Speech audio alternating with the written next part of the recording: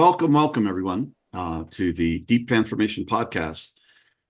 And today we have the particular blessing and honor to have with us Ron Interpreter. And Ron is a multifaceted individual who is very integral in the deepest and best way that I can think of, besides knowing integral theory. But he's of the Navajo Nation or Navajo tribe, and grew up on the sacred land of the Navajo people. And that probably started your journey. And I'm just talking about stuff that I've heard from listening to you talk. But our initial conversation, we had a mutual acquaintance said, "John, you got to talk to this guy." And we had a conversation, and I called Roger. This is a must.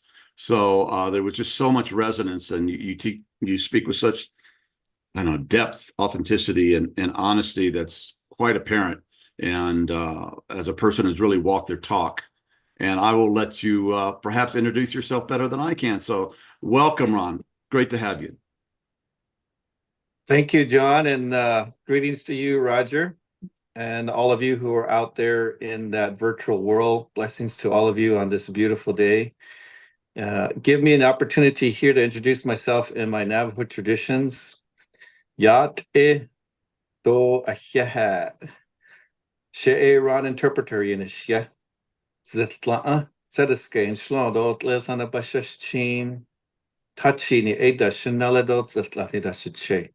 Kutao the Nenshla. So to all of you who are out there in my traditions, I am of the Navajo, San Carlos Apache, and the Yome or Yaqui traditions. I'm a father to 3 beautiful kids, all adults living on their own.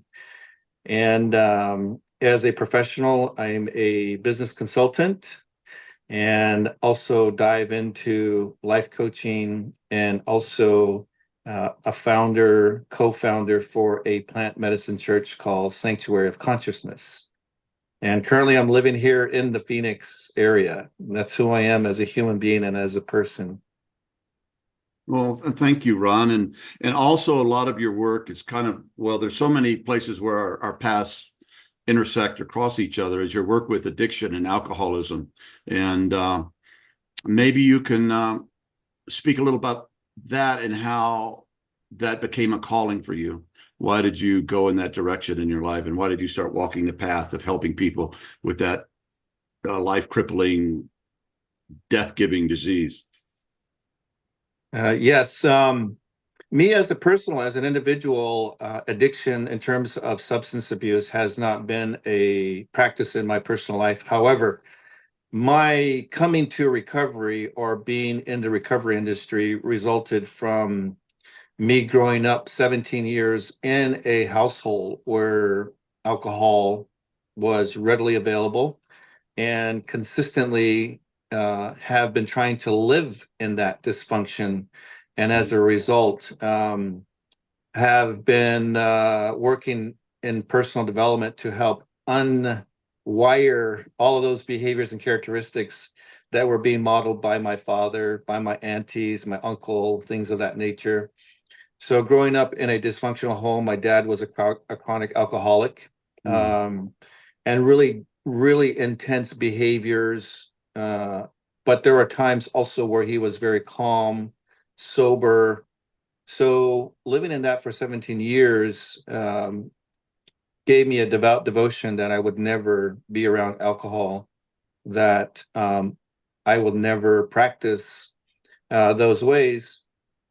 And then also allowing my kids not to have access to that, which resulted to me not having them have a relationship with their aunts and their uncles, my brothers and my sisters, because they're alcoholics or functional alcoholics. And so for a good, I would say 20 years, I've never had them relate or have conversations with their uncles. That's how drastic I made that decision in my life. And about 2.5 years ago, I had the opportunity to teach a class for a friend of mine who started a IOP facility. And he sort of like undermined me to get there, so to speak, by saying that he has a wellness class that I would love to start teaching. He says, I need somebody ASAP. I started this business. If you can teach some wellness courses, that would be great. Not knowing that it was an IOP clinic. And Can you explain what IOP? IOP means? Yeah.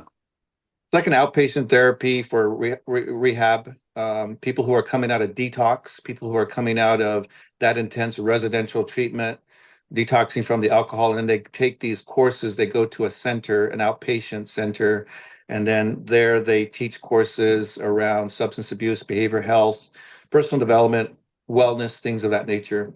And so I have a yoga certification, 200 hour, and I also am a life coach. So he said, you would be great for this opportunity. I just need somebody to teach some classes so that we can get the business off going. And I said, yeah, I'd be happy to. I was all excited. So my idea of wellness is things associated with the Wim Hof method, the ice baths, the personal developments, the archetypes that are out there, the Tony Robbins, the Mel Robbins, the Deepak Chopra. All of those things are something that I find very, very enticing. And I've developed a personal practice around these things. Aubrey Marcus, biohacking.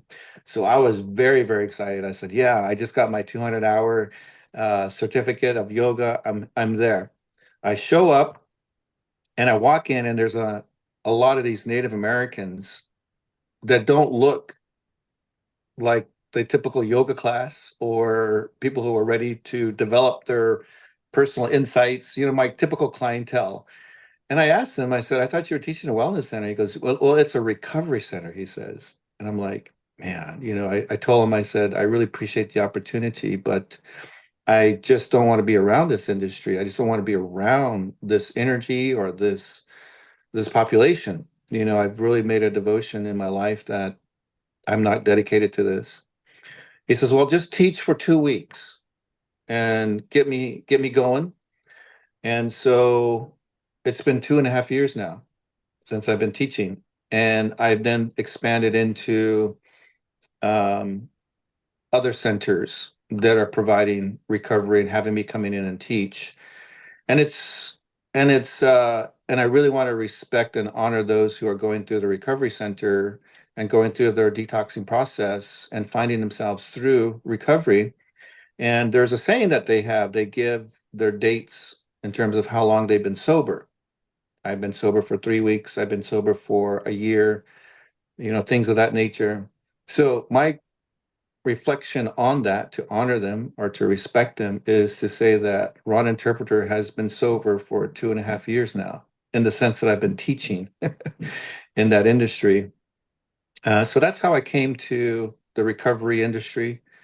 But prior to that, growing up those 17 years on the Navajo Nation, my influence to deal with or to live within this toxicity was centered on my grandmother's life experiences. My grandmother was the one that taught me the Navajo traditions and philosophies, which we call Sanage, Bekahojon, and that was foundational to everything in terms of how we develop character, behavior, the spiritual relationships that we have with the universe, how community is part of that experience to reinforce these elements, and also just having a personal meaning. How do I cultivate meaning, my purpose in life?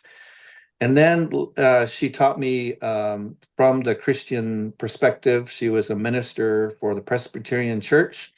So she taught me that aspect of Christ consciousness, how that is associated with the belief of self, the Father, the Son, the Holy Ghost, in terms of the masculine. But she also said there's a feminine aspect to it too as well, which we now known as the Mother, the Maiden, and the Crone. The concept of those two coming together, the partnership of the masculine and feminine in the ethereal religious practices. And then I went into my uncle, who taught me the peyote traditions, which we call the Native American Church, which is using the peyote medicine as a sacrament. But the physiological effects that it have is called a psychedelic experience, which altered states consciousness and awareness that allows us to venture and journey into multiple states of consciousness, but coming back from those experiences and then creating behaviors and habits so that we can live a purposeful life. All of those were ways of how I grew up, and I found that vital to my life. And after I graduated from high school, went on to get my college degree and got a degree in architecture and organizational development, and then went right into executive positions for about 6 years, uh, overseeing different organizations from an executive standpoint. And then eventually started my own consulting company called Interpretive Solutions, and I dive into all aspects of business, accounting, HR, product development, marketing. I mean, you name it, I've done all of it.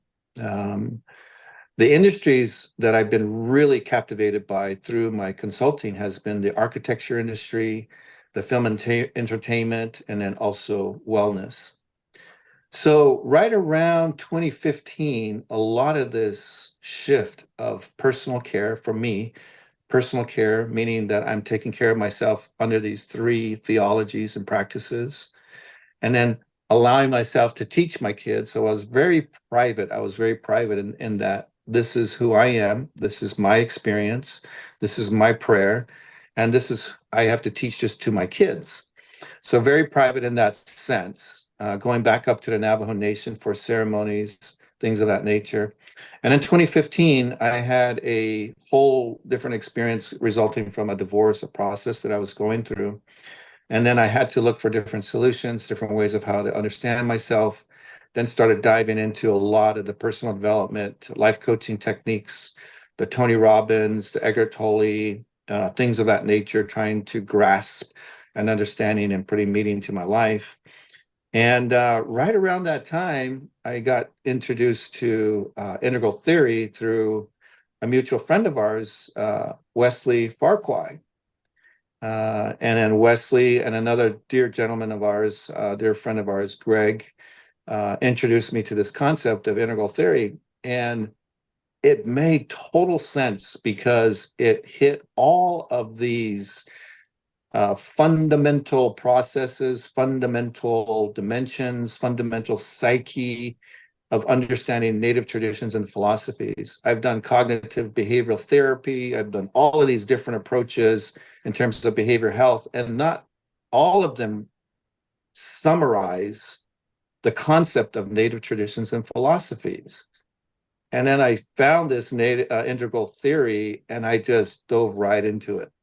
It's the closest thing that summarizes the totality of what native people understand and how they relate to the world in so many different ways. It not only provides the ethereal experiences, but it gets right into the behavioral aspects and the human experience and developing our skill sets and things of all that nature. So Wesley sort of anointed me through his teaching and certified me as an integral life coach through his organization called Silogia Institute here in the Phoenix area.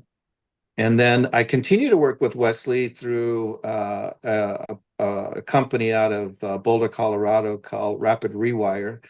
And so I'm a student of Wesley, but also a peer of him. And that's how what brought me to integral recovery. So like 2015, roughly till about maybe 2.5 years ago, just really working through that experience. And then I started working for the recovery center.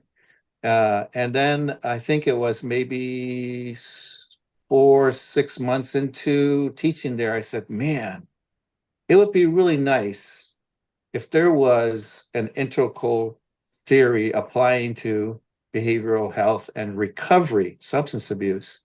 And I come across your book. Yeah. I come across your book, Integral Recovery, and I'm like, wow. And then about a year ago, less than a year ago, I developed a church and been doing ceremonies, plant medicine ceremonies. And I said, man, it would be really nice to have a reference on integral spirituality. And then not too long ago, Ken releases this book on integral spirituality. And so integral theory has been a part of my life in areas where I've been really developing. And there's a synchronicity in terms of how these books and how my life is aligned to the self-discovery of myself, but also in purposing and helping others and humanities grow. So that's a little bit about my experience with integral theory, and then also my personal experience with alcohol. Yeah, Ron, and I just want to just hold up the mirror for a second. When you talked about growing up and your father being an alcoholic and there being alcohol in your family, it's like you completely uh,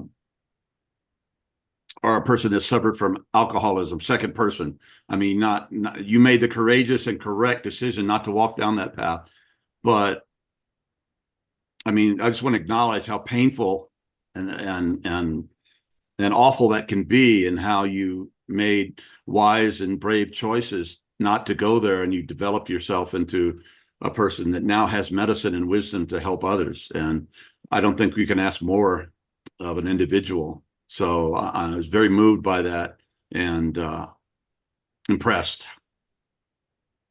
Well, I appreciate that. And going back to our iconic wake up, grow up, clean up, show up, we're talking about that concept of growing up, right? Being accountable for our decisions, being accountable for how we practice life, being in that mental capacity of saying, I need to grow up, I got to stop messing around. And in order to do that, I got to understand how I make decisions. And in making these decisions, we have to have a clear mind, a clear mental focus, and things of that nature. So, um, I think my kids and many of the people that I work with always share that experience, and that they're very happy that they have a different perspective in terms of healing. And just to share with you, a majority of my clientele, both in the recovery centers and life coaching, are non-native, meaning that they come from our English, Irish, German traditions, people from the European cult countries. They're the mostly majority of my clientele. Um, those who are Native American are a little bit struggling with this concept of integral and that nature, but there are very few Native Americans. If they are Native Americans, they're probably intergenerational or interracial in their genealogy. But a majority of the people that I work with have been mostly non-native. Yeah, in another recording that you did on a podcast, you talked about that there was some pushback from the tribal aspect of you sharing this with white folks, this medicine and this understanding. And I had a Native American mentor, Wallace Black Elk, and a friend who I got to know in the last few years of his walk on the planet, on Earth. And he got it from his background, which was Lakota. He got a lot of people saying you shouldn't be sharing this with everyone. And one time in a sweat lodge, he said all our blood is red. And I just thought, thank you, grandfather, you nailed it. So yeah. Yeah, so speaking to that metaphor that we're all related in terms of us being a species, in terms of the physiology, the gender aspect, in terms of the blood, the color of our blood. Um, I in 2015 started pursuing this external experience of finding an answer for myself. And in doing that, I think one of the things that is really important is in Native traditions to be able to go to your elders and speak with them. And one of the things that I've learned from my grandmother is that in these three teachings of the Navajo Way, the Peyote Way, and the Presbyterian Church, is that there's this concept that we call ancestral teachings. And she said, in all of these teachings, the neto diyin ahest diyin bazad ahest Translating that to English, it says, the voice of God, the consciousness of God is all the same. And so she always taught me the integration or the integral of how all of these traditions, these ancestral teachings, have a foundational relationship of how we understand this beautiful mystery, or the mystics, or the universal life force that we call God. Mm. And so I've always approached life that way, that God is the solution in the consciousness of how we create a solution. That's God touching our brain, that's God touching our consciousness. So we always got to look for those opportunities where things are similar. And that's what solutions provide us. Is solution is a multifaceted approach to seeing the dynamics of things, of how they're interacting to create an outcome, which is divine in nature coming out from you. And so in that context that we're all related in that sense, I've always pursued life that way. And what's happening as a result of 2015, my experience was that I started seeing the shift in consciousness of humanity. In that, in today's time, in this modern time, humanity is coming out of a shift of Taoism, the context of the totality of who I am, um, going into this hierarchy of consciousness and sense of awareness, shifting out of that into very fundamental understanding of being a human being, being able to touch the earth, dealing with the elementals, being able to have an authentic relationship with partners, having a sense of community. And so all of these things are affecting humanity to look towards indigenous people who cultivate these traditional ways, who cultivate these values, who cultivate these way of being, and also getting into the hierarchies of consciousness and a sense of awareness.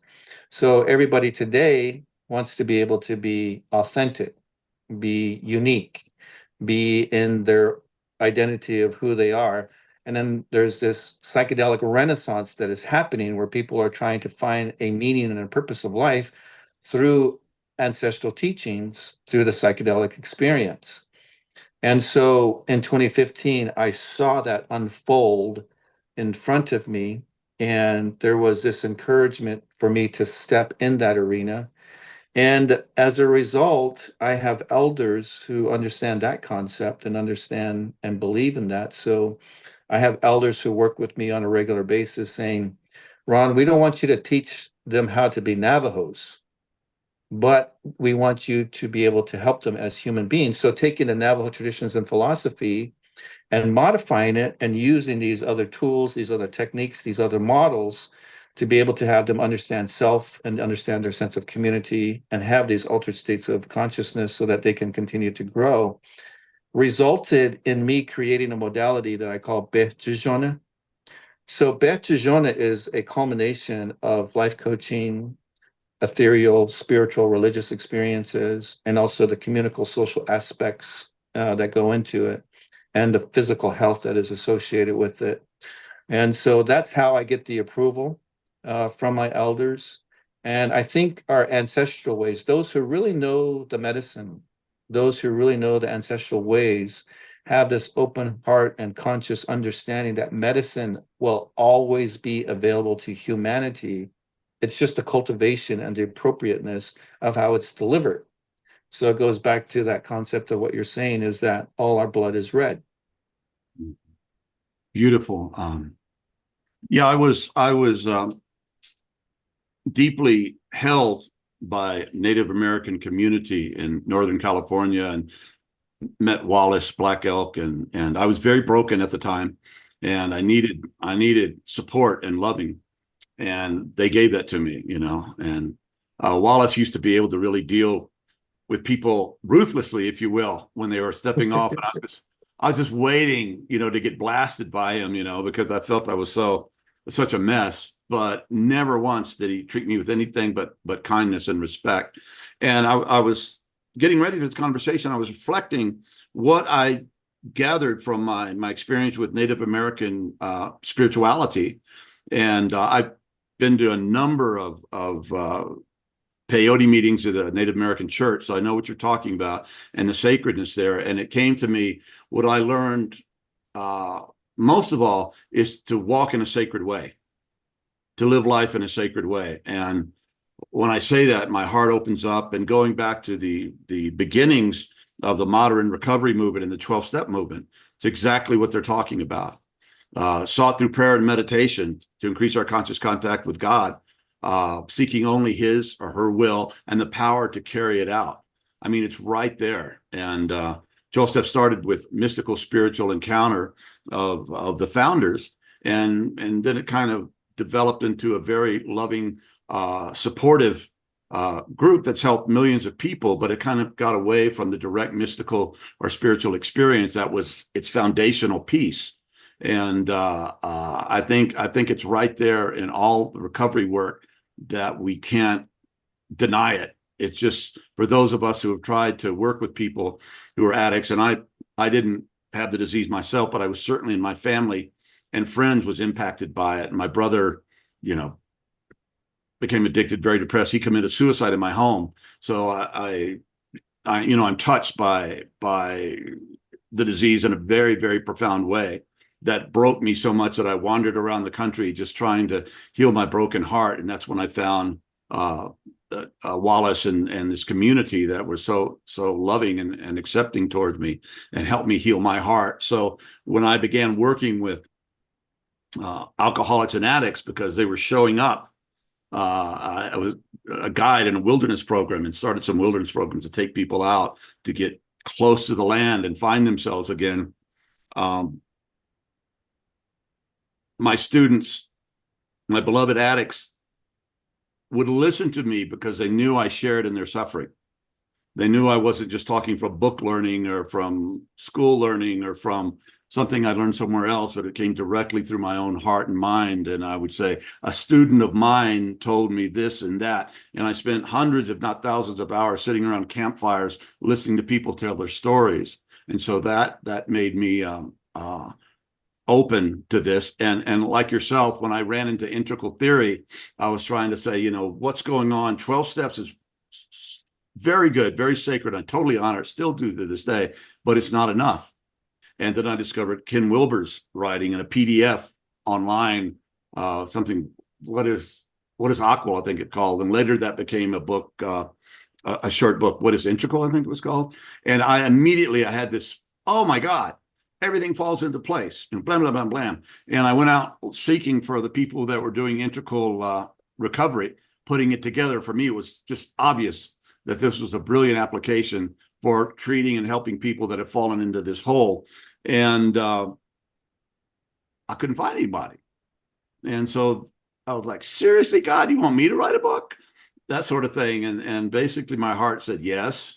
And so we started writing, and I wrote it with Heidi here, the second half of it, who you met earlier, who was our director or helped us run this podcast. And I would just start, you know, saying it. She would write it down, or type it down, and then we'd edit it, and it came out. And it's a book that, you know, affected a lot of people, and I really think largely channeled or something. It feels like it was coming from a deeper place than just walk around everyday John. So yeah, in our house here, and we're in southern Utah now, for 8 years, it was full of alcoholics and addicts. So what we did, you know, and no days off for good behavior, you know, we just did it. And I learned so much from my students, and from doing the practice. We have a meditation room, 2 hours of meditation a day. Can you imagine early alcohol people in recovery doing that? But we were using the entrainment technology, so it actually worked. And I really fell in love with these people, and they became deep friends, and we're on the journey together, and yeah, we learned a lot. So I just resonate with you when you talk about it from your experience, and also your deep knowledge and understanding. You've really put it all together in a powerful way. Oh, I appreciate that. Well, want to acknowledge you in that the medicine that you've cultivated through what is now integral recovery, I really do appreciate you taking that time to sit with yourself and cultivate the knowledge that you've gained from other people into your medicine that you're offering to the world. And that experience that you've just described, we're all grateful for that. And what's coming to my mind is a saying that my people, the Navajo people, and also my grandmother always used to say is "Ah Wichita." You translate that to English, the basic translation is it's really up to you. You know, go do it. It's really up to you. Whatever you're doing in life, it's really up to you how you show up in that space, how you choose to be in that space. If you want to blame things, or if you want to cultivate something, or if you want to be authentic, it's really up to you. You're the one that's benefiting from that experience. The higher consciousness, the deeper meaning behind that is it's between you and God. This concept that there's this ethereal existence. The creator is, in other words, Wantatanka Nihidiyandana. Lord Jesus Christ, there's this element that is out there. So whatever you're doing in life has nothing to do with really me or you. It's really about you cultivating a relationship. It's between you and God. So that's the concept there. So in that experience is what does that really mean, right? What does that really mean? So in terms of ancestral teachings, there are basically these four quadrants or these four areas or these four elements that sort of help us live this life, live this earth walk here on planet Earth. So there's the spiritual nature of our existence, right? The supernatural, the mystic. You know, what's my relationship to this hierarchy of this beautiful mystery, this energetics that is out there? So there's got to be a spiritual or a religious or an ethereal understanding behind that. And then the other is the human experience. How am I experiencing? How am I creating a purpose, a meaning that aligns my mind, my body, emotion, that defines my existence, right? What's the human experience in that? How do I define purpose?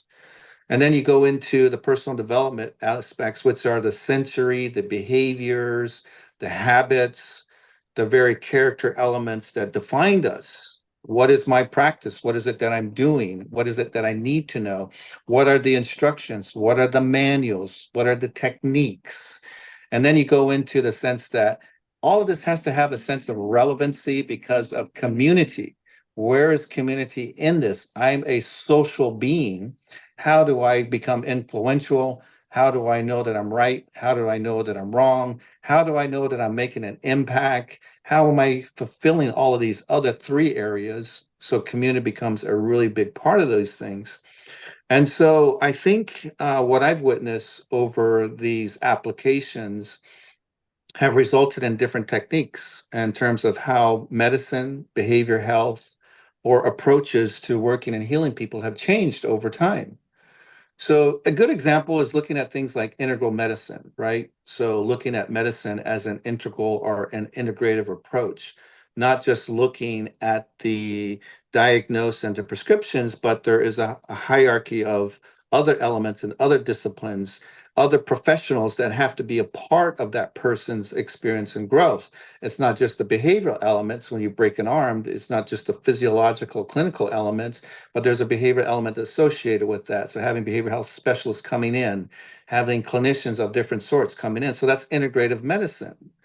And then we get into the natural pathologies that are out there. So now we have an extension or an expansion of clinical medicine to incorporate natural pathology. So you have naturopathic doctors looking at treatment from a multi perspective and looking at a whole person approach.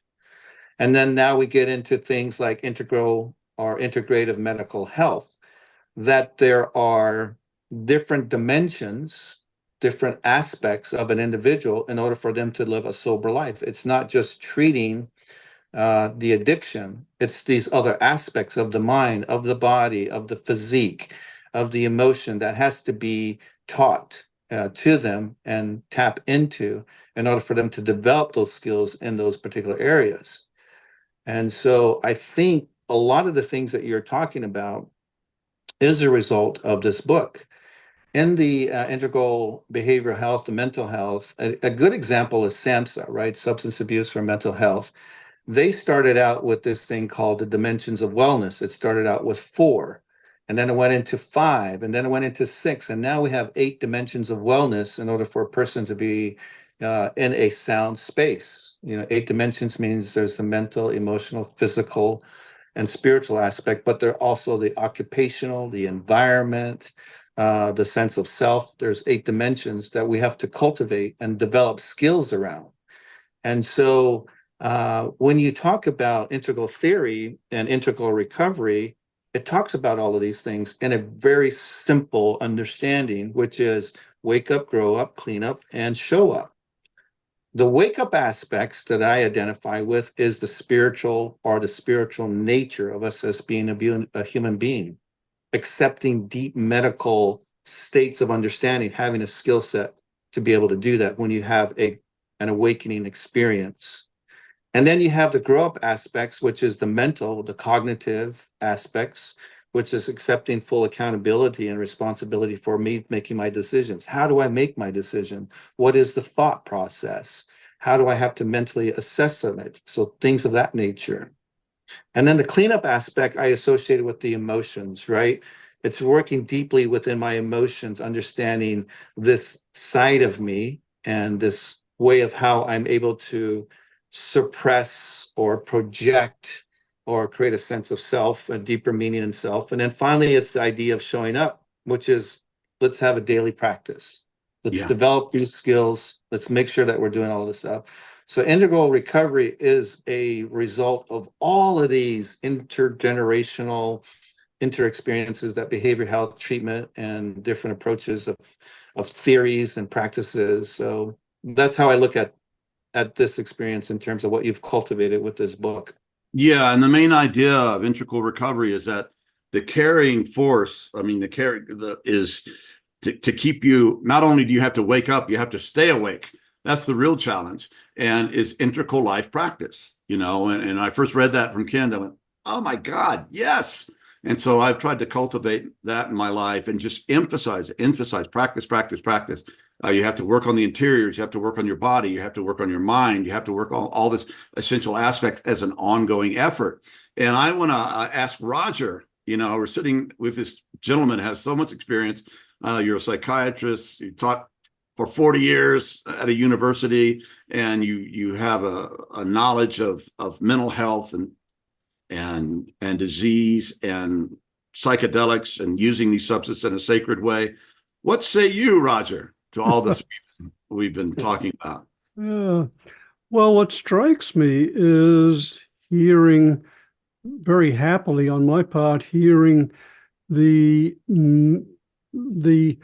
multidimensional or whole, or to coin a phrase, integral approach that you both bring to addiction treatment. That it's I've been contrasting it in my mind with the extreme of psychiatry at its most reductionistic, which basically comes down to, unfortunately, giving medications. And that's not necessarily what psychiatrists want to do, but it's what insurance companies pay for.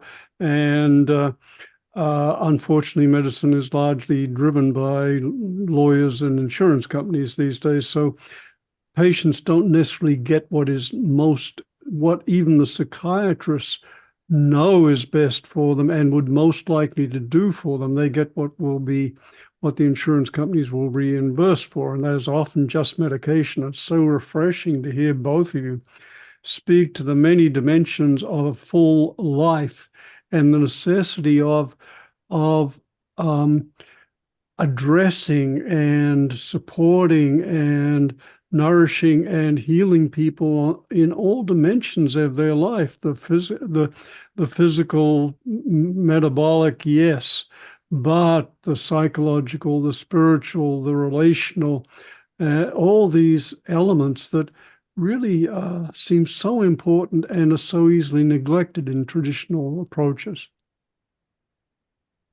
Oh, yeah. So what's coming to me in that summary is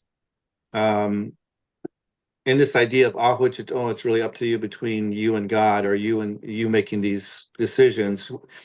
It puts us in a position, it puts us in a psychological position that we're really accountable for everything that we create. We're in the creation of self in terms of our practices, in terms of what we say, in terms of our interactions, or anything that we do. We're actually creating self, meaning that there's an internal experience that we're having, either an energetic or a psychological or altered state, or the inner child having this experience, and then as a result comes out. So therefore, we're creating this experience. It's in our nature, so to speak. So my grandmother in English would always say, spirituality is a practice of self. Spirituality in the sense that it's not just limited to a religious aspect. She said spirituality is a practice of self. She said you were born into this world as spirit, as an energy, and then you're having this human experience, and then you're leaving as energy. You're leaving as a frequency. You're leaving as a spirit. So in the time that you are a human, you're first and foremost a spiritual being. You're energetic. So you're just learning and you're practicing. So just know that spirituality is a practice of self meaning the human experience, and going to coining phrases with having, we're spiritual beings having a human experience in that sense really captivates what it is that we're talking about. So in this human experience, when it comes to recovery, there has to be an integrative approach. There has to be a multifaceted approach for a person to really understand self. And so it's really great to see that in the recovery centers, or in this recovery industry, they're expanding beyond just the clinical application. And what, Roger, you're saying is the medication. For me, there are times where I have to reach out and get an electrolyte, something that I have to look at in terms of synthetics in order to be able, or something that is processed, so to speak, in order for me to get back to that, rather than looking at the physiology to produce those electrolytes. So one of the things that I really love about the recovery is they're understanding that there is an essential need for some of these medications, but in the progression, in the development of that individual, there's also an opportunity to wean off or look at other ways of how they can become proficient in producing these elements within their own body. So there are definitely a need. I understand that some people are coming right out of detox who really need some of those medications. But I think somewhere down the line, we also have to understand that they have to produce the skill sets, the practice, and also not only the physiology, but also the pharmaceutical-ology within their body to be able to produce that. So there's sometimes essential things for it, but I think in the long run, we're looking at people becoming more sustainable in their own being. Yeah, and look, I'm sorry, go ahead, Roger. Yeah, well, I was going to just emphasize a couple of things you said, Ron. One is the stage appropriateness of, for example, giving medications, and the ideal of cultivating skills so that people can move on. And I have a friend, a psychiatrist by the name of Gary Delusky, really excellent psychiatrist, who describes his practice as, I'd rather teach a skill than prescribe a pill, but I will, which I think summarizes a lot of a good approach. I also want to just emphasize, or at least draw out a little more what you're saying, Ron, about it's up to you and taking responsibility. And it seems like therapeutic outcome in so many fields, including addiction, you can almost predict how successful a person is going to be if you know how much responsibility they're taking for their for their condition, their situation, etc. And if they're playing a victim or a blame game, it's hard work. And the first thing has to be a shift in motivation, working with motivation. Fortunately, there are things such as motivational interviewing, which really do zero in on motivation. So that's valuable. But also, want to just, I'd love to hear your comments on a broader cultural phenomenon, because which is almost the opposite of what you're pointing to, that it's up to you, which is that there's been a growing emphasis on the recognition of victimhood in our culture. And at its best, that's a very useful thing. If people can get out, can move beyond the self-blame, for example, in dysfunctional relationships. It's my fault, I'm bad, I'm guilty, to, oh, I've been abused, I was a victim. But the trap I see in so much therapeutic work is that it sometimes stops with being a victim. And your point, Ron, just a few moments ago was a progression of stages. One develops one capacity, but then moves on to others. And at its best, the recognition that one has been victimized is merely a stepping stone to a further growth out of victimhood. Because as long as you're a victim, what do you got to do? You got to still be feeling abused. And so it becomes a trap. Whereas ideally, it's more a stepping stone to a recognition. Okay, I was mistreated, and now it's, to use your words, it's up to me. Yeah.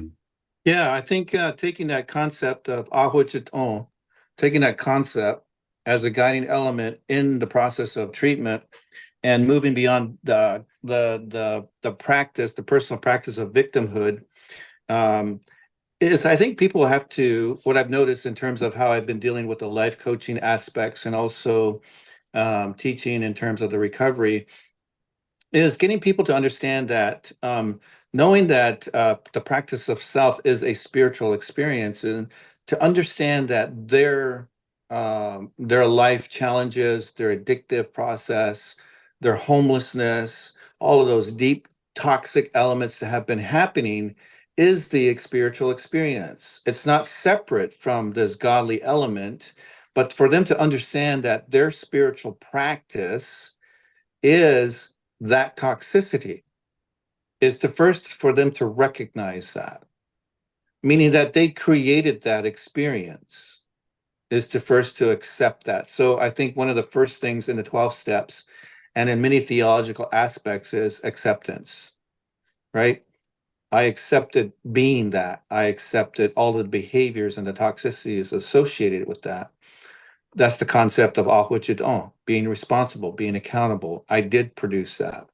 And I think when a person understands that nature and understands that, then they can start dissecting and going to different clinical treatments, protocols, processes to delineate or remove themselves of what is really me in this scenario.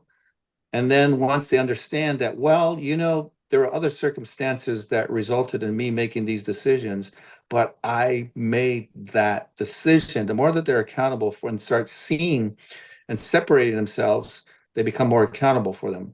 Then they can deal with something that's more meaningful to them, which is the behaviors and the characteristics, which leads them from victimhood to, I can really do something about this. So one of the things that I say in the recovery class is, your sobriety is not who you are. Your sobriety is the outcome. Your sobriety is the result. You're focusing on the behaviors, you're focusing on the habits, you're focusing on the characteristics. That's the identity of who you are. Sobriety is the experience, it's the outcome, it's the result. So getting them to understand that, which requires a higher theory or a higher consciousness or a higher awake moment to be able to understand that. So I think that's really, really important for people to understand. So using me as an example in terms of my lifespan, in 2015, I awoke to the idea that I'm no longer a victim. So up until that time, I was a victim saying that I don't want to be of alcohol. I was basing my principles and my morals and my ethics basing on the concept that my dad hurt me enough to where I don't want to deal with that. I don't want to be around that. It came from a psychology and emotional state of being victim. I don't want to be a victim again. I don't want to be in that space. And then I awoke to the understanding that I'm freaking like I'm like my dad. I started overlaying his behaviors, and I'm like, oh my gosh, I'm my dad. So that awoken that concept that I'm a product of this environment, and that I need to look and work through these different behaviors. Why am I lazy? Why am I self-centered? Why am I going from one relationship to the next? Why am I so it, and then when I look at it from that context that I am my dad, it really woke me up to the understanding that you don't need to have substance in your body. You don't have to be going to the bars and to the dive bars. You don't have to be drinking all of this. You don't have to wake up in an alley to be identified as a dysfunctional person. It's how you're seeing yourself and how you're living these. It can happen in these other areas of life. So I think this idea of Ahojito is being able to understand that victimhood is part of the process. It is part of the process, but in that process of victimhood, start delineating, separating yourself by saying, how did I create this? How did I, in certain way, contribute to this environment? And then just using different techniques and moving them and going beyond that, that process. Let me comment on that a little bit. Two things. First thing, and when I'd be working with students that are, fresh into recovery, right off the streets, I'd say in the first few weeks, I'm going to be working harder on your sobriety than you are. However, after the first few weeks, if I'm still working harder on your recovery than you are, there's something desperately wrong, and this is not going to work. And I think the victimhood thing is basically saying this shouldn't have happened to me. I shouldn't have been treated this way. This shouldn't have happened, and that's completely legitimate. But if you don't, as you were saying, Ron, if you don't work on yourself and you don't heal, you'll turn into a victimizer. You'll begin to treat other people the way that you were treated, and God forbid. And that's a huge recognition. Yeah, I don't want to be my father. I don't want to be like these people that did these things that shouldn't have happened to me. I want to be different. So I'm going to take responsibility for my own healing and grab onto my own life and find out what I need to do. And what do I have to do on a daily basis in order to not do that to other people and do it to myself. So yeah, it's okay. It's absolutely okay to say this shouldn't have happened. There's so many things in human experience that shouldn't have happened. But once they do, you have to say, okay, how do I heal from that so that I don't continue that same hatred or that same disease or that same negative energy into the world. The buck stops here, and I have to take the responsibility. Yeah, and so going back to Rogers, using a technique, sort of explain. So the idea of waking up is creating a scenario or creating a treatment to where the individual will have a mental shift, right? The awakening process of waking up. So using your example there, John, rather than saying this shouldn't happen to me, is reframing, using the technique of reframing by saying this did happen to me.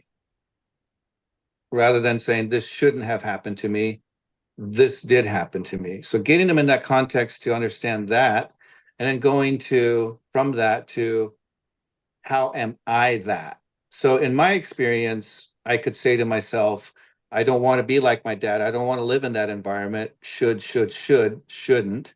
And then reframing the concept of that did happen to me. This is how my dad treated me. This is how my uncles treated me. This is how my people are. There's substance abuse is rampant in Native traditions and communities now. That is who I come from. And then I say, if that's who I am and I'm accepting that, how am I of that? What is making me of that? So then you get to individuals to reframe and start saying, well, yeah, I can see that I have these behaviors. I understand that I have these skill sets. I understand that I have these. This is my practice. And then from that, taking that third element, which is starting to clean up, getting people to understand and taking those responsibilities and looking at new behaviors, new skill sets, new ways to process information so that they have something to practice, so that they're able to show up in their life in a different way. Yeah. Ron, you mentioned the extraordinary degree of um, alcoholism in the Native American traditions right now, I understand that. So, it also seems that there are a number of people like yourself emerging out of the culture as healers, as revivers of tradition, of restorers of the sacred. I wonder if you could speak to some of those topics and how you see the Native American peoples healing themselves. Well, here I am, John Dupuy again, and I'm here to talk about supporting the Deep Transformation podcast. The podcast has been an amazing experience for Roger and myself and for our team, and it's been growing. We're currently in the top 2% of worldwide podcasts, which is really remarkable. We think it's very important. We think deep transformation is the only way to go, because if we don't, we're in serious trouble. And we're so grateful for the amazing presences and spirits and soul and people who've been on our podcast. We'd also like to ask you again for your support, financial support, and thank you for all of you who have been supporting this. And up till now, it's all been out of pocket for Roger and myself. And it takes money to produce, to pay our staff, and for marketing. And so the circle keeps on growing, but the quicker that could happen, the more positive effect we could have in the world. And that's what we're here to do. And I was thinking before this, upstairs in my meditation room, I have the famous 10 Zen ox herding pictures up there. And the final one, after you guys go through all this journey, is going back into the marketplace with open hands and open heart. And so that's what we're trying: open hands, open heart, open mind, so that we can do what? We can transform effectively and deeply and listen to some of the greatest minds on our planet as to how to do that. So thank you for your support. We love you, and you matter. God bless. I wonder if you could speak to some of those topics and how you see the Native American peoples healing themselves. Yeah, absolutely. I think my perspective on what's happening in Indian country or in Native people or indigenous community is a little bit more progressive, and I have to be more mindful of where we are as people and what we're experiencing. So one of the things that I think in this particular population, one of the victimhood elements that do happen as a people, as a group, is we're blaming the white people, so to speak. Excuse my language. We're blaming colonialism. That's how it shows up. We're blaming all of these things on things that have happened to us, been placed on us. Colonialism being one of those things. And as a result, that's who we are. Well, 500 years have gone by and we're still saying that. It's because of you. It's because of you, I'm this way. It's because of you, I am this way. And I'm going to use a really hard example is, and I tell this to my people, I've said this in conversations with other Native American therapists and classes, and I say, when you're shooting up, when you grab that needle and you're shooting up, or when you're going and you're taking that 6 bottle of beer, or when you're hitting your partner and you're getting into a car drunk and you have your loved ones there, you're not saying to yourself that it's because of colonialism I'm shooting up. It's not because of colonialism that I'm taking this 6th beer. It's because of colonialism that I'm getting into this car drunk and putting my family in jeopardy. It's because of colonialism that I'm hitting my wife. When you put it in that context, at some point, as Native people, we got to stop doing the blame game and living in a place of victimhood, in a sense, and really being accountable of us understanding ourselves as human beings. I am a person. And as a person, I'm making these decisions based on conditioning or things that I have learned over a course of time, which we call intergenerational trauma. So it's up to me as an individual to be accountable for my behaviors, for who I am, so that I can then make these healthy decisions. And when I am accountable and I transition out of these negative, toxic behaviors, and I learn who I am, I practice myself, not only am I healing myself, but I'm healing generational trauma because I'm not being cyclical or passing on these behaviors into other generations. So, in a nutshell, that's my belief. That's my perspective in terms of us as being Native people. At some point, we got to stop doing the blame game and we got to get right into the understanding. So, how do we practice ourselves? We practice ourselves by getting back to our ancestral ways. We get back to singing the songs. We get back to cultivating a relationship with the earth, healthy foods, things of that nature. We go back to community, creating ceremony, bringing ceremony back into our lives. So all of these things that would be ideological Native American practices or indigenous practices is what we have to go back to and then eliminate the toxicity out of that. We have to see ourselves as the human being. Ron Interpreter has to see himself as a human being first before he can see himself as a Navajo person or before he can see himself as a indigenous or tribal person, right? So if you look at Maslow's hierarchy of needs, right? There's the needs, there's the quality of life, and then there's the ethereal elements. Well, in this scenario, we have to identify our needs, which is I'm a human being. That's the need fundamentally in my existence, in this identity that I cultivate for myself. I got to understand that I'm a human being.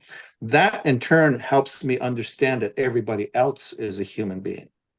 So then I go into, well, now that I understand I'm a human being, I have these behaviors, characteristics, I see myself in this space, I need to then elevate myself to the next level, which is our wants or quality of life. So how do I create a quality of life? Well, it's in the practice of culture. It's in the practice of traditions. It's the Navajo culture. It's the Sioux culture. It's the Comanche culture. That's where we identify a quality of life to enhance our identity or to enhance our human nature. And then from that, we get into the higher ethereal elements, which is the spirituality or the altered consciousness of how we see ourselves in relationship to the universe. So in terms of my perspective, I think that's what we need to do and shift into that understanding of seeing ourselves as human beings first and knowing that we have complete control over our actions and be accountable not only for the things that we grow into to be a better person, to be a whole person, but also to be accountable and knowing that we are actually creating a lot of this bullshit in our life, right? Creating all of these things that we call toxicity. We have to be accountable that we're creating that too as well, that they happen simultaneously. So that's my perception as Native people. Yeah, thank Yeah, you. there's universal principles there that not just for, we're all Native peoples, go far enough back, but universal principles that all human beings need to pay attention to if we're going to become the people that we need to be. And one of the things that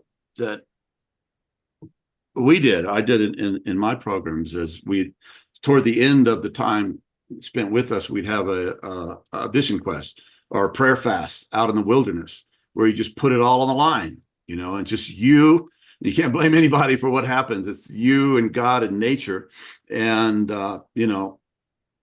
help, here I am, show me a way to walk, show me some vision of myself so that I know, why I put my pants on in the morning or my shoes on and what I do, because without meaning, and I think this gets to your question, Roger, where you're talking about the future of recovery before we started recording this. The question is, when you have despair plus alcohol or other drugs, man, it almost always leads to abuse, and a high percentage of us become actual addicts where we lose control of our lives to these substances. So how do we cultivate a lack of despair and a sense of meaning and a sense of purpose and a sense of the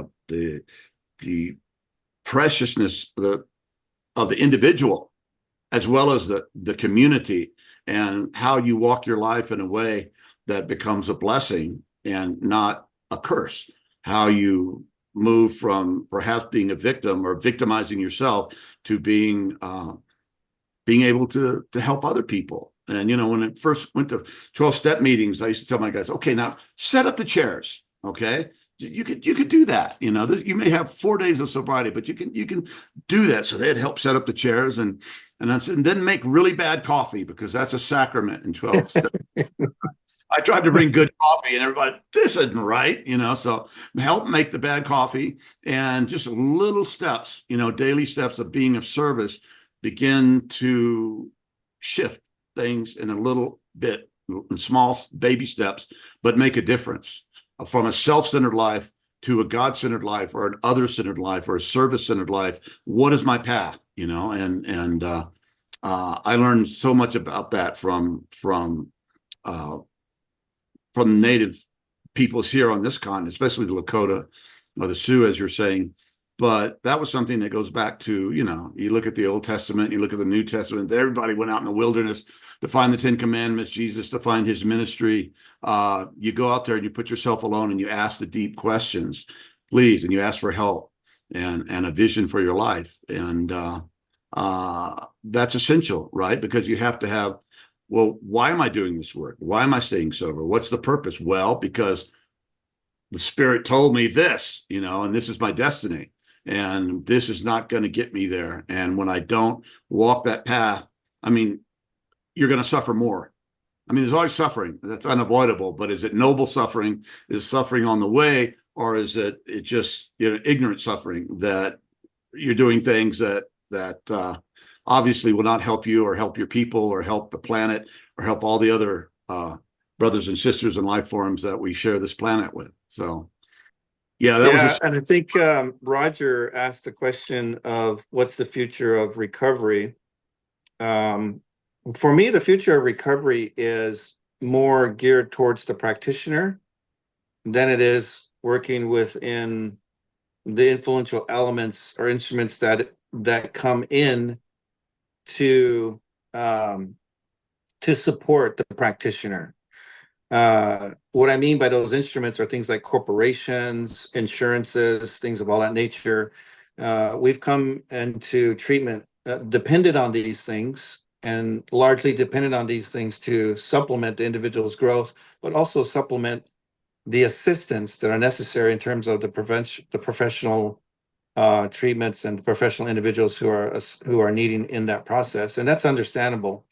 But in that arena, in that matrix, so to speak, I think it has to be up to the practitioners, the counselors, to be able to converse with one another and look at different approaches, and understanding that there's an evolution, there's an expansion, there's a growth of this particular client as they're receiving their services. That in the immediacy, for example, in a detoxification process, there's certain things that need to be supplemented for that individual to be able to live, literally live. And sometimes there's going to be some of those supplemental elements in terms of chemicals, pills, and things of that nature. But in the progression of that individual, looking long-term within the time frame that they're within their care, is knowing that they're an evolutionary element, they're a growing element, that some of these things could be weaned off. There are certain ways of how we can actually develop the skill sets of these individuals. And so this interrelationship, professional relationships among the treatment process, I think, is really, really important. And it's up to the practitioners. The practitioners have to show up in that space and see the multi-dimension, the multi-treatments, and multi-approaches of how they can actually have this person grow and expand. I think that's the future of recovery. I think there's also the element of getting back to the elementals as we speak, the elementals in general of all humanity, all of human beings, all of the ethnicities, all of the countries have an ancestral way in which their ancestors worked with the earth, worked with the elements, earth, the fire, the water, the air. and how they were able to cultivate these elements in terms of treatments, remedies, medicine, uh, beliefs, emotional connections. And I think that has to be an integral part of the entire experience of these individuals. And I think those two together, at least in my experiences, so what does that look like, right? Somebody who's coming out of detox, knowing that they're going through this altered state of consciousness. They're going from a very dependent state and they're having an awakening moment and coming out of that. So how do you facilitate that? And going through this process of supporting them through these different chemicals or things in nature so that their body can then get back into that pharmaceutical element to reproduce that until they can get there. It's bringing in the sweat lodges, right? Bringing in that ethereal experiences of sitting on the earth, being able to meet those thresholds when you're in that lodge, the emotional threshold of being confined in that area and working with those emotional triggers, knowing that you're in a secure place. The physiological of sweating, right? Detoxing the body, meeting that threshold. How much can I handle this so that my body can become stronger? It's the yoga elements, right? Being able to work with the body's ability to be mindful, putting the mind on the movement, which is mindfulness, self-awareness, things of that nature.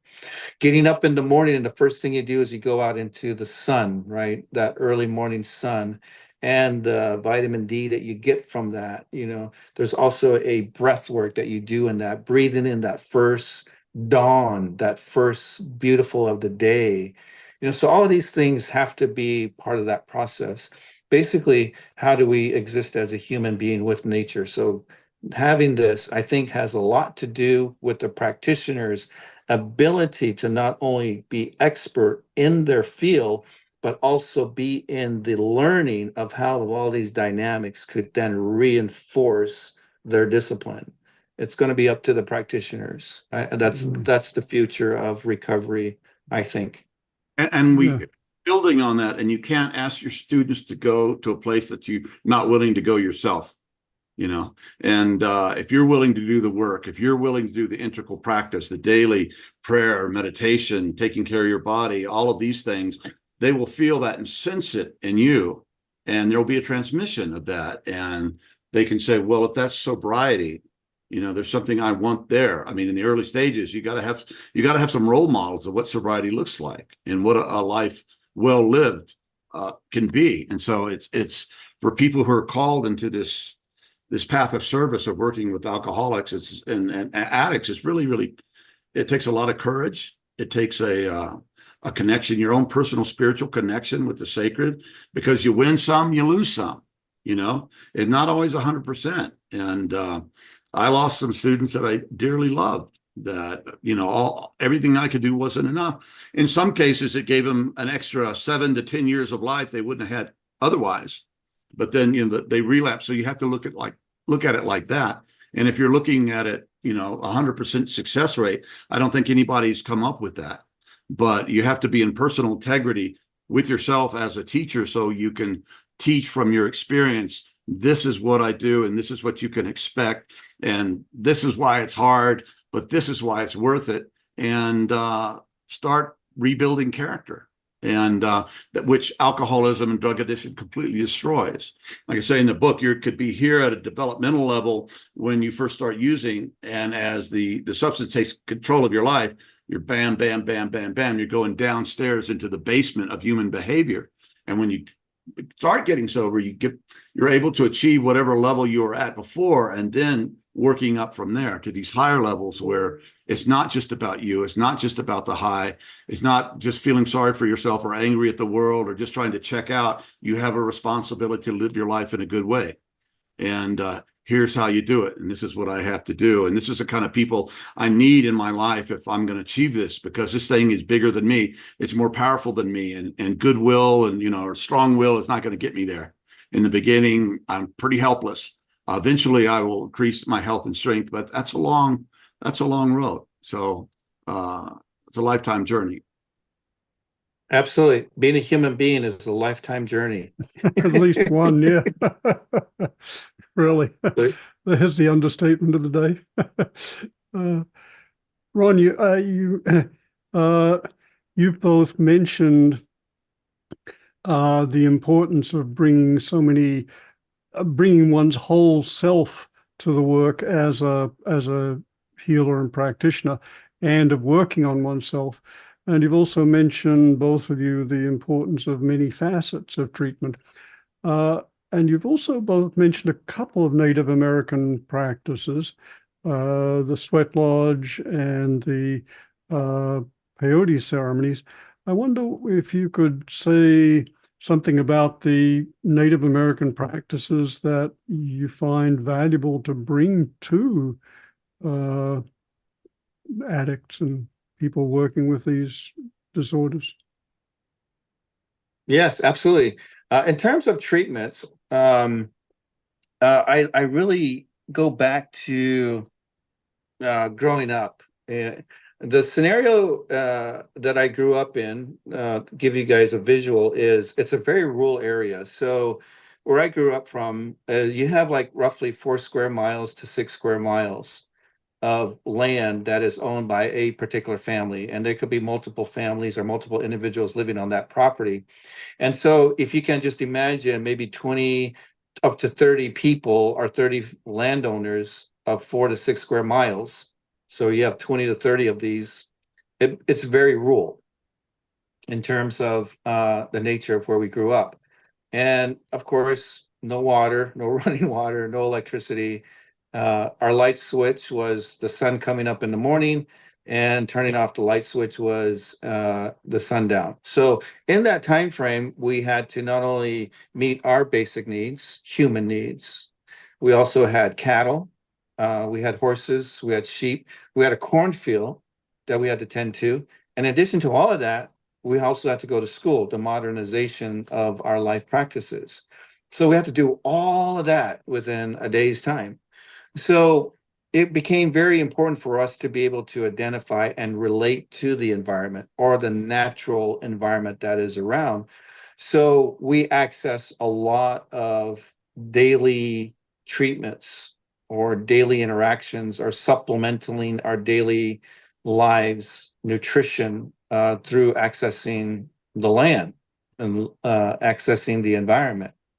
So Sweat Lodge is one of those examples. Another is mud therapy, placing mud on ourselves. Another one is certain plants that we use for teas, things of that nature. The nutrition element comes in. The cornfield and the different elements that we have there. For us, I would say that probably 70% of our diet was coming out of the cornfield. 30% of it was probably coming from the meat protein sources, which are the cattle and the sheep.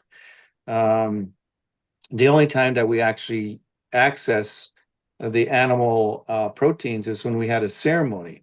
Other than that, it was what you can do at the cornfield. The corn, the beans, the squash, the watermelon, all of those things. So, of course, transforming that into today's time in modernization, obviously everybody can't have that kind of way of life, but the access to the nutrition should be the same, right? Being able to access maybe 70% nutrition diet around vegetables, fruits, things of that nature. We go to the grocery store. Our grocery store becomes the cornfield, so to speak. And the type of cornfield we go to is based on what our choices are, right? You have the whole foods, you have the sprouts, you have the organic cornfields, then you have the processed elements, with all of the other types of grocery stores that are there. But we have to work with what we have to work with. But in the end, I think just having that mindset that we are making important choices as to how we're feeding our body and what we need to do. So sweat lodges are really great. You can also go into red light therapy. You can go to the gym for sauna, things of that nature. Those of us who live in the desert, the first early morning hours is a great time to get out there, or the last couple hours in the day when things are warm is to be out there to be able to produce that detoxing sweat element. So there are different ways. When we were kids, we used to go down to the swimming pond, the swimming pool area, and engage in there, accessing the water elements to be able to create. So we used to swim back and forth for athletic purposes. We used to just play around in that sense. So bringing that water element in our life in the modern day could be looking at Dr. Emoto's teachings and looking at how we can breathe and talk to the water to create a symbiotic, harmonious relationship. And we're drinking that. Looking at water in terms of ice baths, right? Ice baths going in and helping the system regenerates itself through ice baths, things of that nature. So there are all of these medical applications, modern applications that are scientifically based that helps us cultivate a much more modern relationship with these elements. But an individual has to be responsible for themselves to be able to understand these things, take the initiative to learn these things, which goes back to that one saying, which is, it's really up to you. It's up to you and God to be able to create this relationship with things that are around you. So the context of indigenous practices can be modernized. We just have to be able to cultivate those things. In terms of the psychedelic medicines, as we know in today's times, in the spiritual context, in Native people, we call them the sacrament, right? So you have the ayahuascas, the yahe, the bufo, kambo, peyote, wachuma, San Pedro, psilocybin, things of that nature, mushrooms. So one of the things that is really important with these elements is they're tools. So in Native traditions, they're tools. There are a way for us to reach into the higher elements or get beyond the human nature of limitations that we place on ourselves, the psychological limitations, the emotional limitations that we create in ourselves. We use these medicines as a way to break through those limitations so that we can get an accelerated experience to reach those ethereal elements, to then cultivate multiple solutions and multiple perspectives, and then be able to bring that into our body so that it'll influence our behaviors, our habits, so that we can break those limitations. It's breaking those thresholds, those limitations that we have in ourselves. But it's really important to have a cultural context, a reverence of how these are done, which we call ceremonies or rituals. If you don't have a ceremony or if you don't have a ritual, then we get into that context of what's happening in psychedelic renaissance is we're chasing the medicine, we're chasing the next high, we're chasing the next experience, but we're not having an integrative or integration approach to process that information, or we don't have a ceremony as a way to be as a religious or a reverence awareness in that process. So to answer your questions, all of these things are what we call tools. They're called treatments. They're called therapies. But it's really important to have a system, a process, a ceremony, a structure, a model to be able to process all this information, which brings meaning and purpose in our lives. And it makes it more appropriate. It makes it more meaningful. It develops us more holistically. And also to use these same techniques to build character in young people. So when the beer is offered or whatever the substance, you go, no, I'm not going to do that. I've learned from my elders, from my tradition, from my experiences, direct experiences with the Great Spirit, that's not something that I will do for so many reasons. I don't have the time to tell you right now, but no, I don't do that. So character building, I think, is hugely important and much neglected. And in Hansi Freinacht and some of the explorations that we've done into metamodernism, they talk about Ausbildung or Bildung from the German word cultivate, character, I believe. And in integral terms, we talk about that as an integral life practice. But how do we build character in young people? First of all, you need elders that model it, like grandfather. Thank you.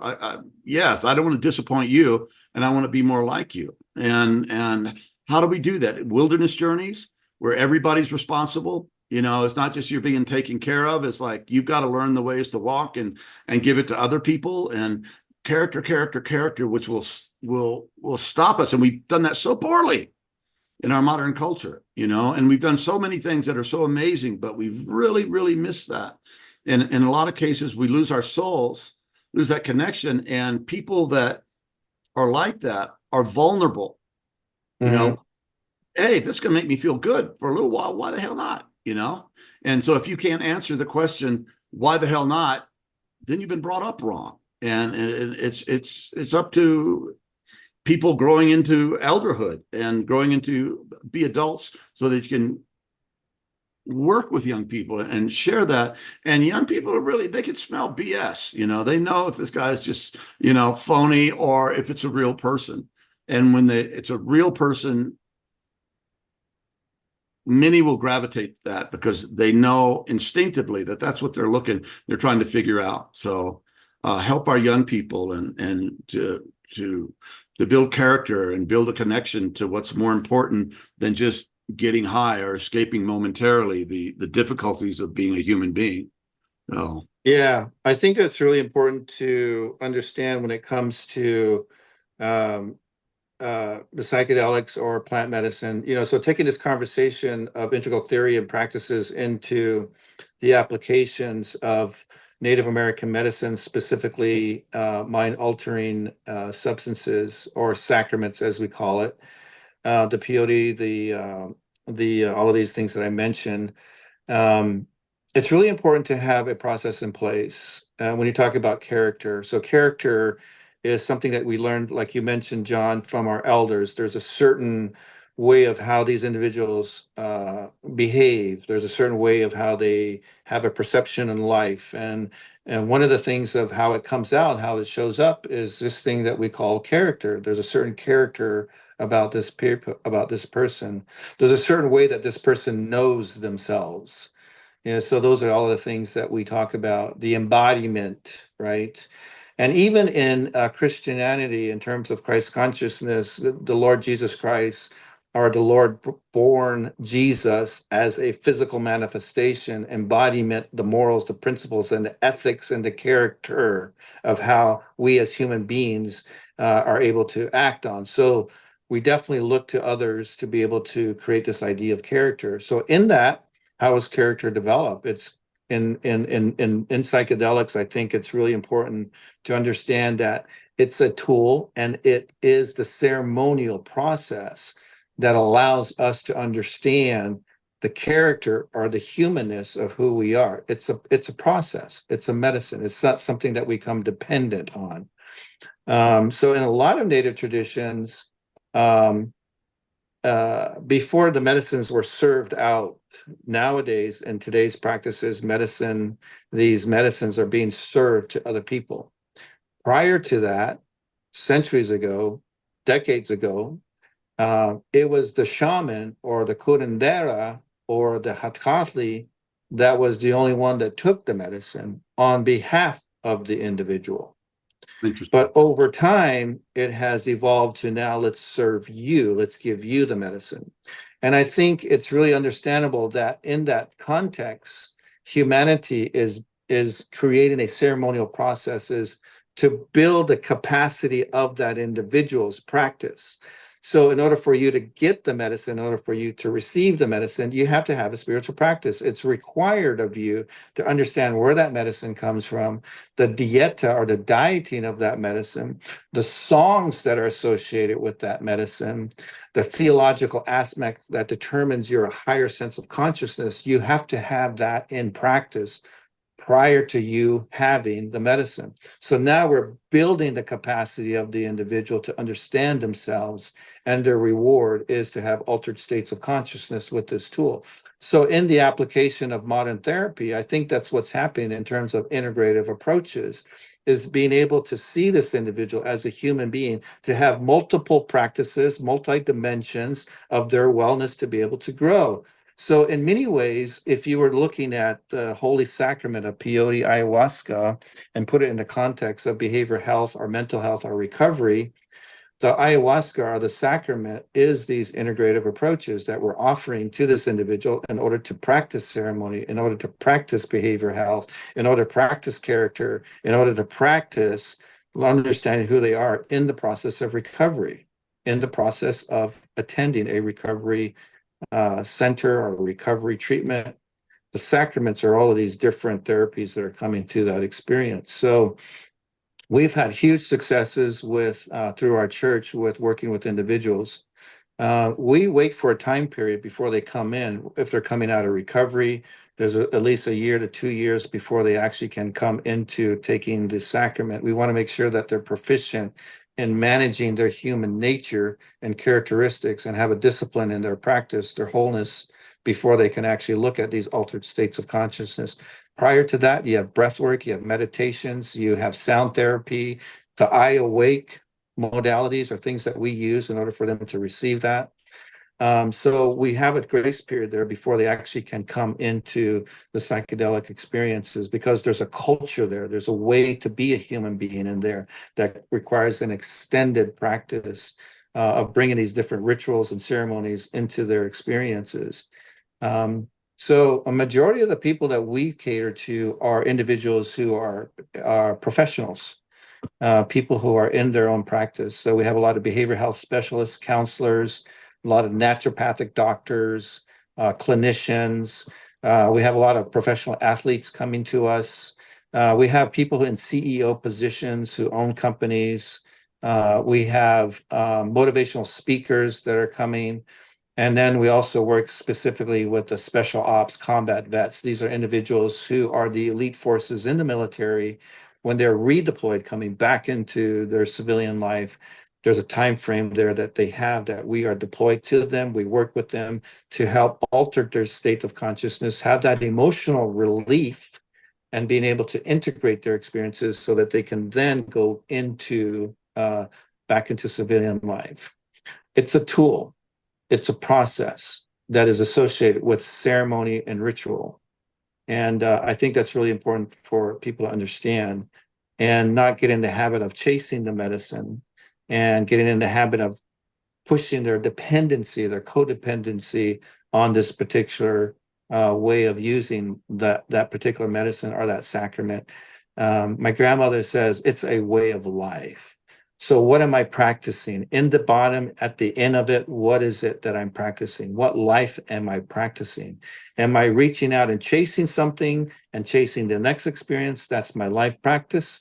Or am I sitting with myself and I'm really understanding who I am and I'm practicing myself and my integrity? That's where everything comes. And then I use these things as tools to be able to expand into the knowing of who I am. Okay. Well, Ron, what you just recently said in this far-ranging conversation is that you're working with soldiers, special forces soldiers. For the most part, they're right in the middle of combat situations and helping them to come back into life and process all the violence and all the things and the death they've seen. And I'm an Army veteran, and I just really want to appreciate that. So it's so noble and so good. And I've read that during our big involvement in Afghanistan for many years, in Iraq, where there was open combat, that we suffered more deaths in the military services from suicide than we did from actual combat, which is it's heartbreaking.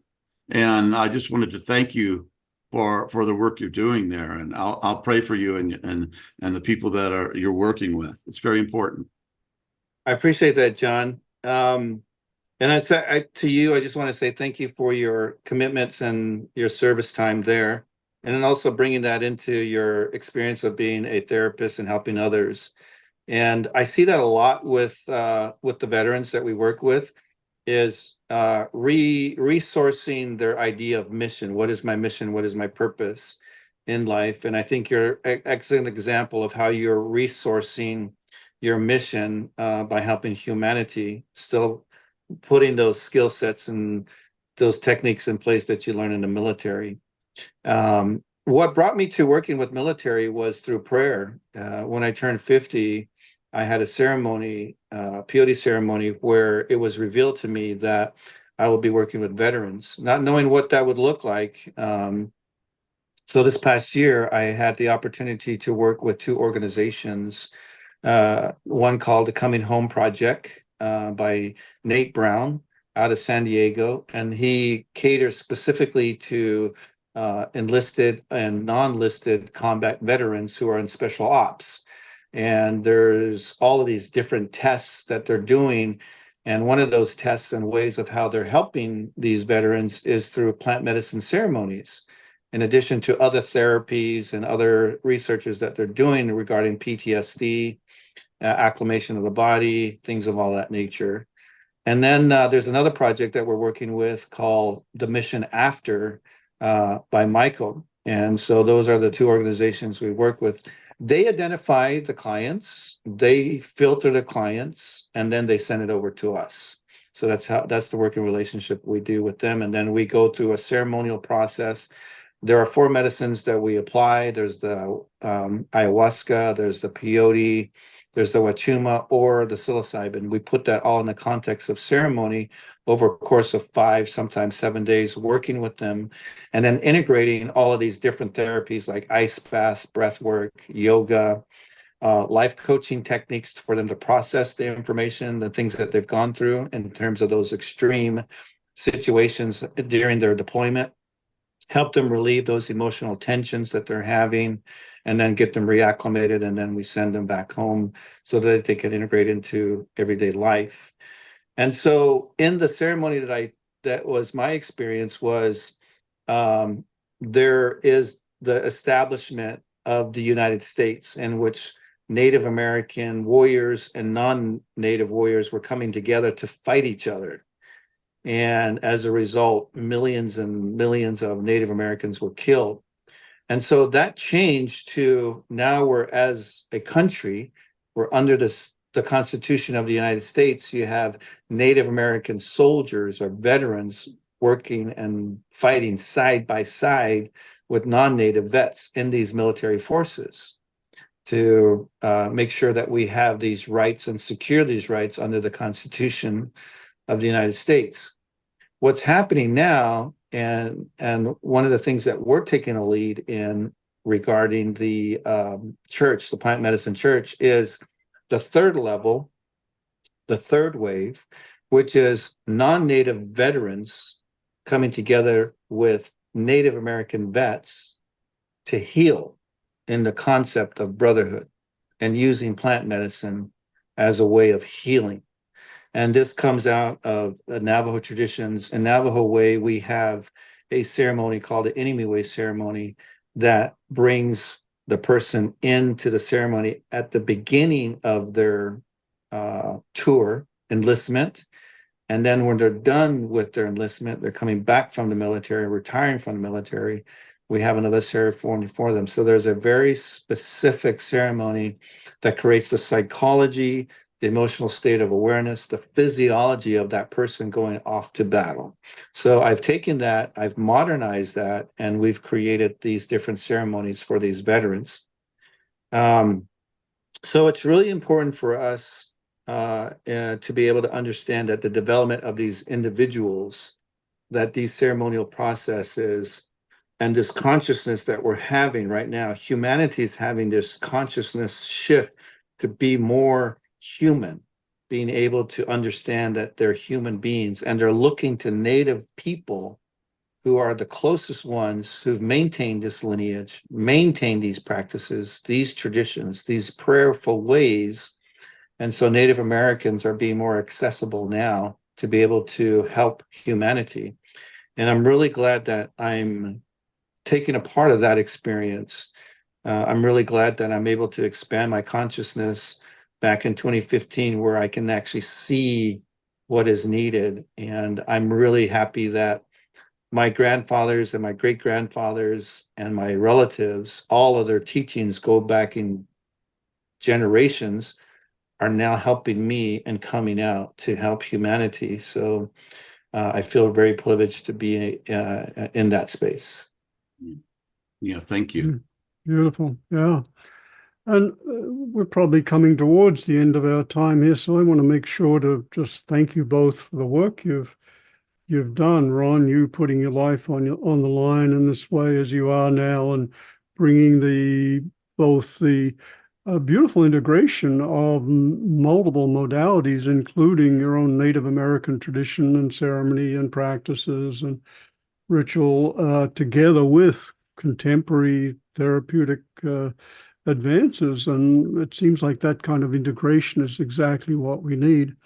And John, just to acknowledge, we really haven't spoken about it, but you really are you're the author of the Bible in this field, Integral Recovery, a revolutionary approach to the treatment of alcoholism and addiction. And it really is I was going back through this in preparation for our dialogue and realizing, my goodness, there's a lot in here, John.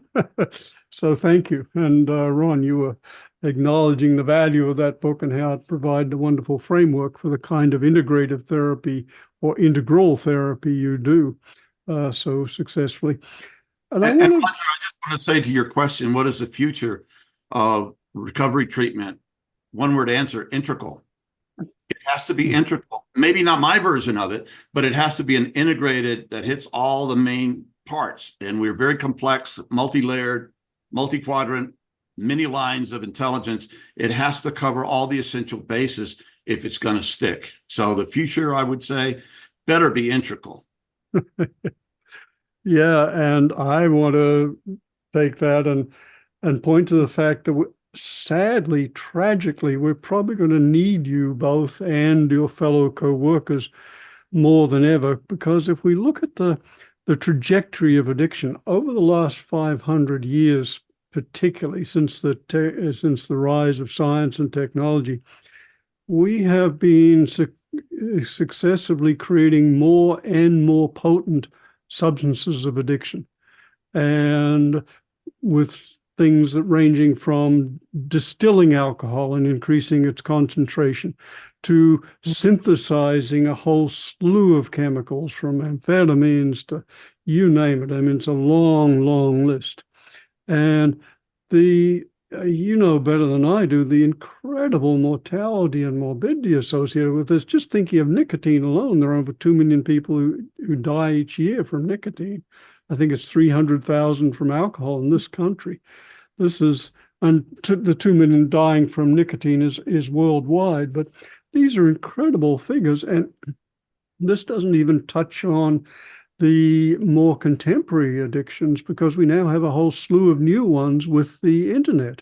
We have internet gambling, we have internet gaming, which and there's a whole field of internet addiction, and pornography, of course.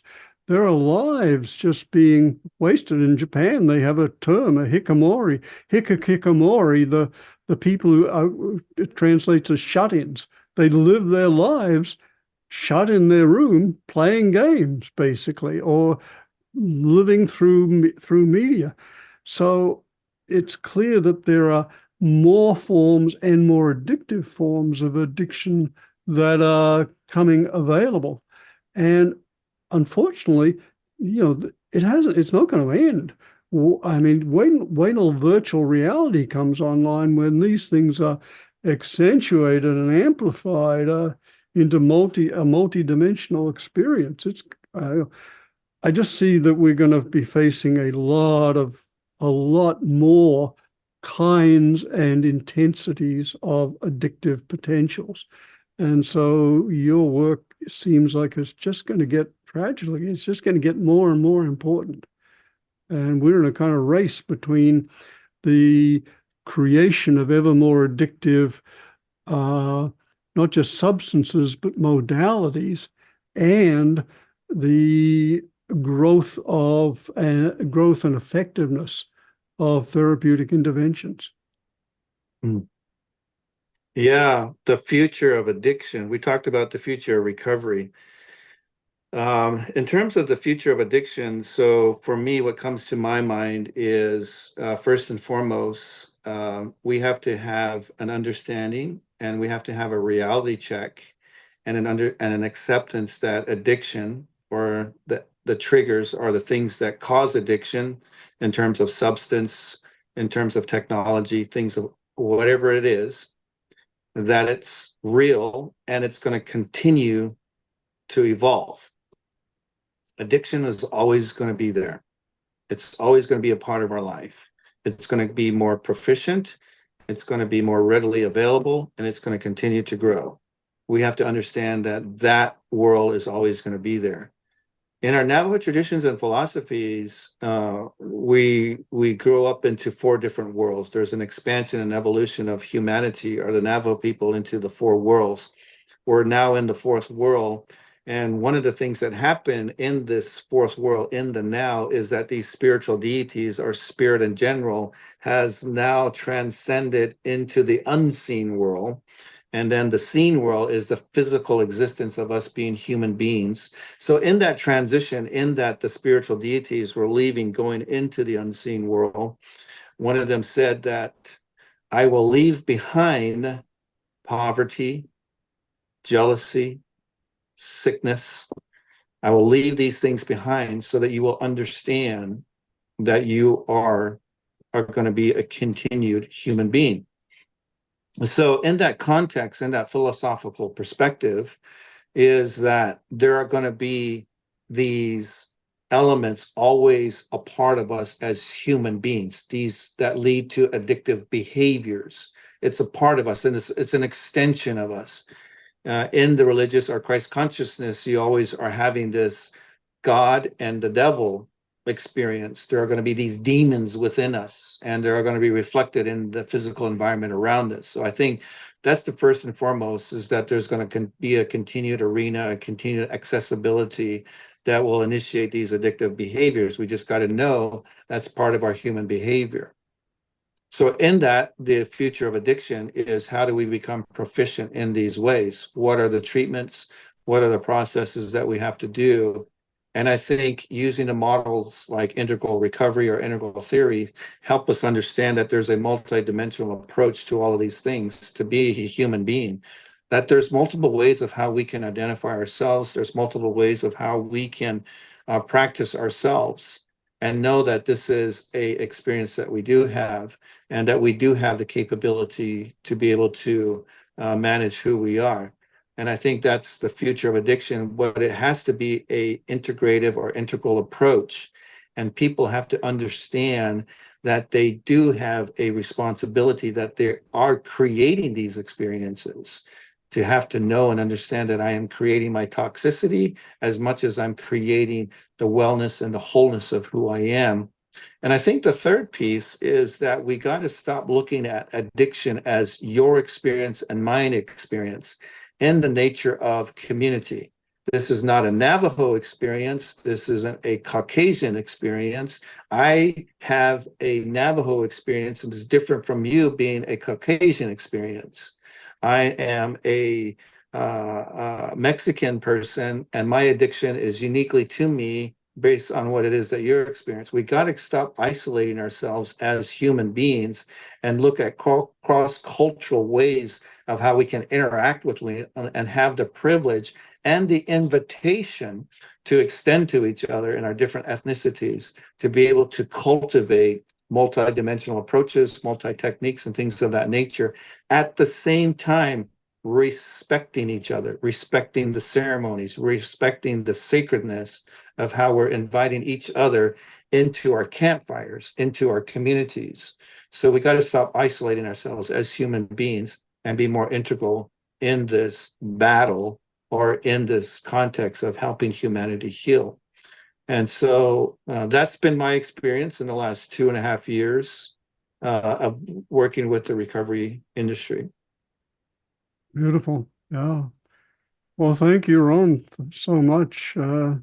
Really a deep appreciation for what you're doing. And John, thank you for your contribution in founding this field of integral recovery. You are both much needed, unfortunately. Addiction is one of the great tragedies of human nature, but more and more so in our time, and perhaps more to come. So your work is very much needed. I want to thank everybody out there in the virtual world for being a part of this conversation. And I just want to wish you all the best in your practicing of self. If you're in recovery, I always say to people that your ancestors prayed you into existence. They took the time to acknowledge you generations before that you are going to be a part of this earth walk. And so therefore you have a responsibility now and the privilege to pray the next generation into existence. So be accountable for who you are by loving yourself, understanding yourself. To access me, simply go to Instagram or Facebook, look for Ron Interpreter, and you'll get a lot of information on me. I do have some podcasts on Spotify. Do the same thing, go to Spotify, type in my name, Ron Interpreter. There's all different interviews that will come up. And then also email, it's bejizhona@gmail.com, which is BEEHJIZHONI@gmail.com. And then if you're interested in our plant medicine church, we do have an intake process. We do determine if you're a match with us. If you are not a match with us, we then direct you to other beautiful brothers and sisters who do provide the medicine that may be aligned with your practice. If you go online and do sanctuaryofconsciousness.org, you will find our website and information on how to access us. So with that, I just want to say thank you, John. Thank you, Roger, for leading this conversation and guiding us through this process. And thank you to Ken Wilber. Love the guy. And also just a deep felt appreciation to a dear friend, a mentor, a brother, just changed my life. Wesley Farquhar.